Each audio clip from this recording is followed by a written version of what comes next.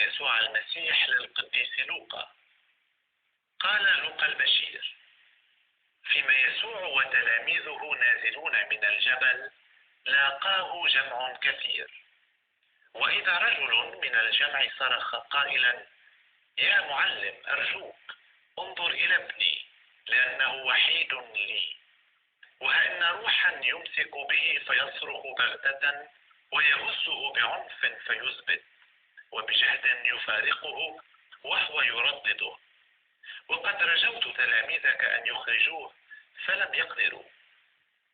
فأجاب يسوع وقال: أيها الجيل الملتوي غير المؤمن، إلى متى أكون معكم وأحتملكم؟